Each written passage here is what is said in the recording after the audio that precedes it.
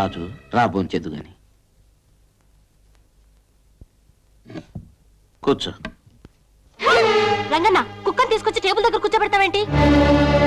అతను ఆ కుర్చీలో కూర్చుంటే ఆ కుర్చీని ముక్కలు చేసి పొయ్యిలో పెడతాం. వద్దమ్మా, మీరు ఇక్కడే కూర్చొని తినండి. నీళ్ళల్లో పడవ ఉండాలి గాని పడవలో నీళ్లు ఉండకూడదమ్మా. నిజం, నేను కుక్కని. కుక్క పక్కనే వీళ్ళు కూర్చొని తింటాను.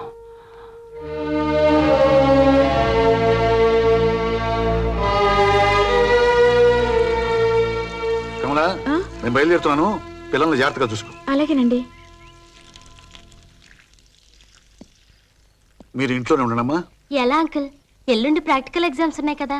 ఆ రోజున ఎక్కువ పోలీస్ ఫోర్స్ పెట్టిస్తాగా.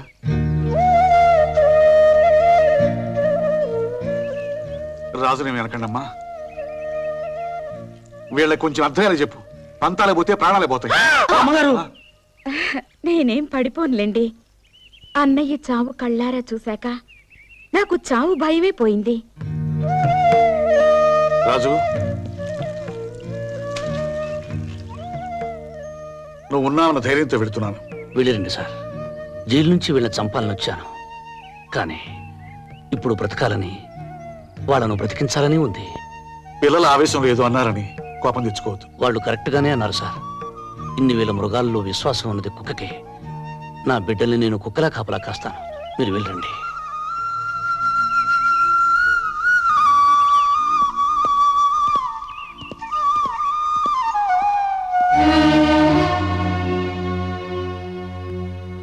మరి ఇంత ప్రేమ పెంచుకున్నావేంటయ్యా?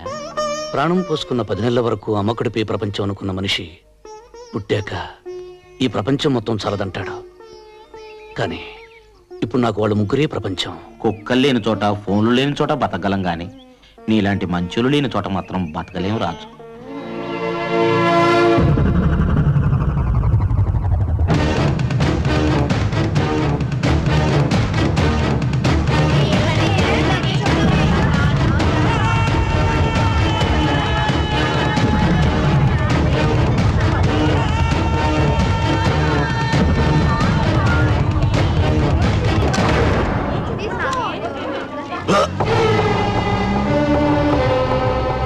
ఆగిపోయావేం దాదా?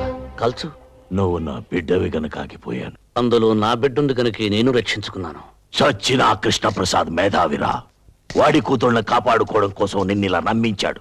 నిజానికి వాళ్లలో నీ కూతురు లేదురా. చనిపోయేవాడు చనిపోతూ బ్రతికించేది ఒక్క నిజాన్ని.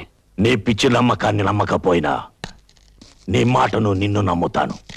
అందులో నీ కూతురెవరో చెప్పు, దాన్ని మాత్రం విడిచిపెడతాను. ఆ ముగ్గురు నా బిడ్డలే. మిగతా ఇద్దరిని నువ్వు కనలేదు కదరా. నన్ను మాత్రం నువ్వు కన్నావా?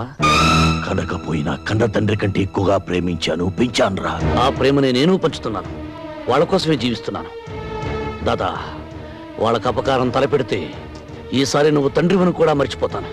మర్యాదగా ఇక్కడి నుంచి వెళ్ళిపో. వెళ్ళకపోతే చంపేస్తావా? ఒరేయ్, వాడు ఏ పాపం తెలియని నా పిల్లల్ని చంపాడురా. నువ్వు ప్రాణానికి ప్రాణంగా చూసుకునే నీ భార్యని బలి తీసుకున్నాడురా.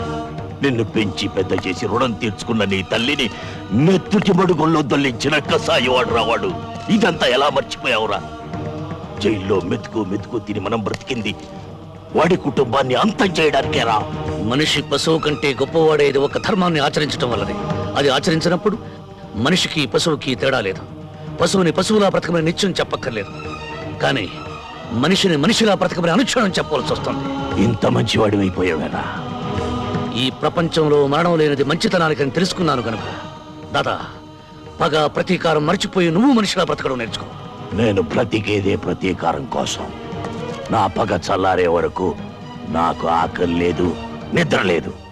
నేను బ్రతికుండగా నీ పగ తీరదు. అంటే నీకు నాకు మధ్య ప్రతీకారానికి మమకారానికి యుద్ధం జరగబోతోందా? ప్రతీకారం మనుషుల్ని చంపుతుంది, మమకారం మనిషిని మహాత్ముని చేస్తుంది. నువ్వు ప్రాణం తీసి యమధర్మరాజు అవుతావు, జీవం పోసి బ్రహ్మదేవుడు అవుతావు నువ్వే తెలుసుకో దాదా.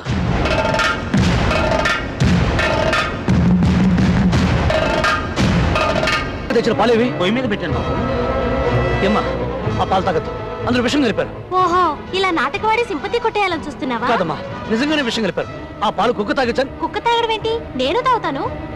వద్దమ్మా, నా మాట విను. వద్దు.